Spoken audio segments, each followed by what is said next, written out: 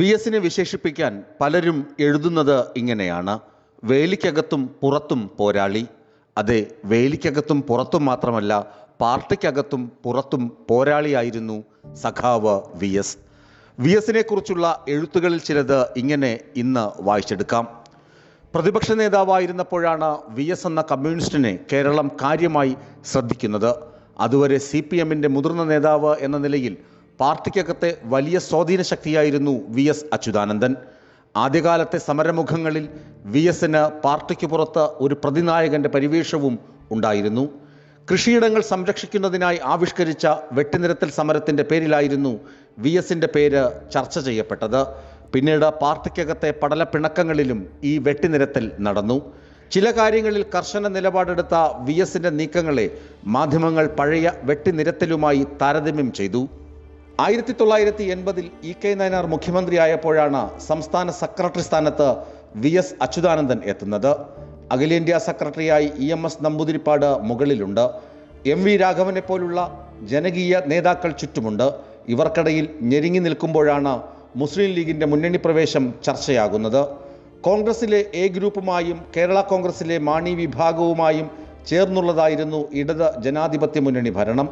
1980-ൽ അവരുടെ പിന്മാറ്റത്തോടെ തകർന്നതു മുതൽ CPM-ലെ ഒരു വിഭാഗത്തിൻ്റെ ചിന്ത മുസ്ലിം ലീഗുമായി ചേർന്നാലേ രക്ഷയുള്ളൂ എന്നായിരുന്നു. അതേസമയം മുന്നണിയിലൊപ്പമുള്ള അഖിലേന്ത്യാ ലീഗിനെ കൂടി പുറത്താക്കി മുന്നണി പൂർണ്ണമായും വർഗീയ മുക്തമാക്കണമെന്ന പോളിറ്റ് ബ്യൂറോ അന്ത്യശാസനവും നൽകി. ഈ സമയത്തായിരുന്നു വി എസിൻ്റെ ഇടപെടൽ. EK നയനാരും MV രാഘവനും മുന്നണി കൺവീനർ PV കുഞ്ഞിക്കണ്ണനും AKG സെന്ററിൻ്റെ ചുമതലക്കാരനായ പുത്തലത്ത് നാരായണനുമെല്ലാം ലീഗ് ബാന്ധവത്തെ അനുകൂലിക്കുന്നവരായിരുന്നു. എന്നാൽ EMS-ന്റെ അനുഗ്രഹാശിസ്സുകളോടെ E Balanandan, MM Lawrence, KN Ravindranath എന്നിവരുടെ നേതൃത്വത്തിലുള്ള CI2 വിഭാഗത്തിൻ്റെ സഹായത്തോടെ വി എസ് ലീഗ് ബാന്ധവവാദത്തെയും MVR-ന്റെ ബദൽ രേഖയെയും പാർട്ടിക്കകത്ത് പരാജയപ്പെടുത്തി. 1987-ൽ നടന്ന നിയമസഭാ തെരഞ്ഞെടുപ്പിൽ ലീഗ് ഇല്ലാതെ തന്നെ ഇടതുമുന്നണി അധികാരത്തിൽ എത്തുകയും ചെയ്തു. ഇതായിരുന്നു വി എസ് ലൈൻ. ജില്ലാ കൗൺസിൽ നിയമം നടപ്പിലാക്കിയ നയനാർ സർക്കാർ ആദ്യ ജില്ലാ കൗൺസിൽ തെരഞ്ഞെടുപ്പിൽ വൻ വിജയമാണ് നേടിയത്. അത് നൽകിയ ആത്മവിശ്വാസത്തിൽ ഒരു വർഷം മുമ്പേ 1991-ൽ നിയമസഭാ തെരഞ്ഞെടുപ്പ് നടത്തിയപ്പോൾ മുന്നണി തോറ്റുപോയി. പാർലമെന്ററി രംഗത്തുള്ള EK നയനാർ അടക്കമുള്ളവർ സംഘടനാ രംഗത്തേക്ക് മാറുക, വി എസ് അടക്കമുള്ളവർ പാർലമെന്ററി രംഗത്തേക്ക് വരിക എന്നൊരു ധാരണ ഇതിനിടയിൽ പാർട്ടിക്കകത്ത് രൂപപ്പെട്ടിരുന്നു. എന്നാൽ മുന്നണി പരാജയപ്പെട്ടതോടെ വി എസിൻ്റെ അധികാരമോഹമാണ് എല്ലാത്തിനും കാരണമായതെന്ന വിമർശനം ഉയർന്നു വന്നു. ഇത് പിന്നീട് പല പടലപ്പിണക്കങ്ങൾക്കും കാരണമാവുകയും ചെയ്തു. മതികെട്ടാൻ മൂന്നാർ കയ്യേറ്റങ്ങൾക്കെതിരെ അവിടെ പോയി നടത്തിയ വി എസിൻ്റെ ഇടപെടലുകൾ ഏറെ ശ്രദ്ധേയമായിരുന്നു.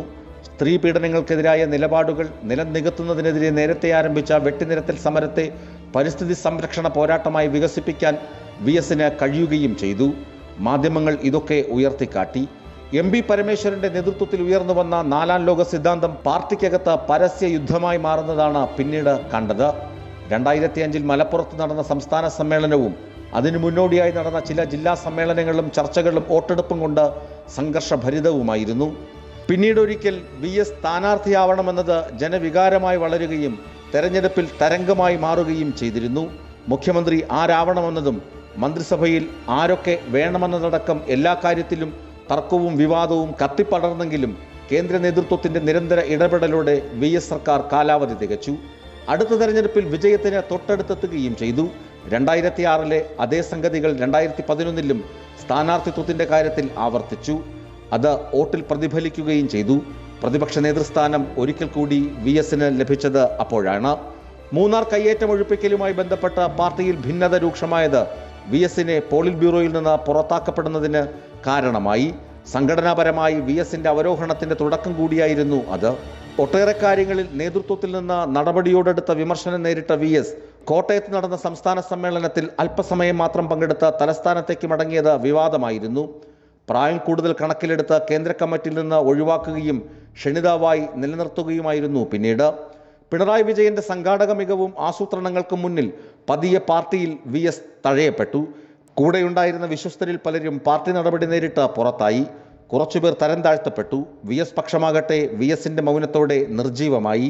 പ്രതീക്ഷയോടെ സമൂഹം VSന്റെ വാക്കുകൾക്കായി അപ്പോഴും കാതോർത്തിരുന്നു. ജീവിതത്തെ പോരാട്ടമായി കണ്ടും സ്വയം പോരാളിയായും ഇറങ്ങിത്തിരിച്ച ഒരു കമ്മ്യൂണിസ്റ്റിന്റെ ജീവിതമായിരുന്നു അത്.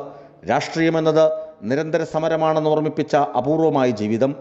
അതാണ് വേലിക്കകത്തും പുറത്തും പോരാളി എന്ന ചുരുക്കെഴുത്തിൽ കലാശിച്ചത്. ന്യൂസ് ഡെസ്ക് വിസ്മയ ന്യൂസ്.